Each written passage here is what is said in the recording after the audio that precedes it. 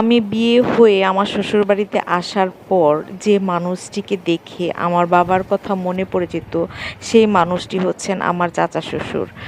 উনি এত সুন্দর করে আমাকে ডাকতেন, শুধু আমাকে নয়, আমার যে যা এবং অন্যান্য বাড়ির বউরা আছে সবাই ওনাকে অনেক ভালোবাসে, কারণ উনি সবাইকে অনেক আদর করে এবং অনেক সুন্দর করে সবাইকে ডাকে। তো আজকে উনি বাথরুমে পড়ে গিয়েছিলেন এবং কপালে অনেক বেশি ব্যথা পেয়েছেন, আর উনি ছোটোখাটো একটা স্ট্রোক করেছেন। তো ওনাকে দেখতে যাচ্ছি সৈয়দ নজরুল ইসলাম হসপিটালে। তো যাওয়ার সময় ভাবলাম যে আমি একটু ভিডিও করি। আপনারা হয়তো বা বলতে পারেন যে এরকম সিচুয়েশনে আবার ভিডিও করতে হয়। হ্যাঁ, আমি ভিডিও কিন্তু করছি, কারণ ভিডিও না করলে তো আপনাদের সাথে আমি এই বিষয়গুলো শেয়ার করতে পারবো না। যার জন্যই কিন্তু আমি ভিডিওটা করেছি।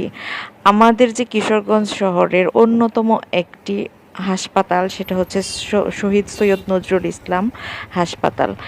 এটা আমাদের শহরের অনেকটা বাইরেই অবস্থিত, কিন্তু হ্যাঁ, আমাদের শহর থেকে যখন আমরা যাই অনেকটা সময় পথ নিয়ে ওইখানে যেতে হয়। রাস্তাটা এত বেশি খারাপ যে বলার বাহিরে।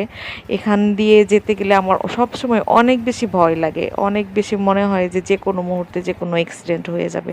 আপনারা কল্পনা করতে পারবেন না এত বড় এবং এত সুন্দর হসপিটাল আমাদের বাংলাদেশে কয়টি আছে, হাতে গোনা মনে হয় কয়েকটি। তো আমরা সরাসরি চলে যাচ্ছি একদম হাসপাতালের ভিতরে মোটরসাইকেল নিয়ে। আপনাদের ভাইয়াকে যদি আমি বলি যে মোটরসাইকেলটা বাইরে রেখে যাও, সে কখনোই রাখবে না। সে নিজে যেটা মনে করে যে আমি এটা করব সে এটাই করে। তো বললেও লাভ নাই। হয়তো আপনারা বলতে পারেন ওনার এরকম কেন, ব্যাড হ্যাবিট কেন, হাসপাতালের ভিতরে কেন মোটরসাইকেল নিয়ে ঢুকলো। ভাই আমি বললেও লাভ নাই, উনি ঢুকবেনই।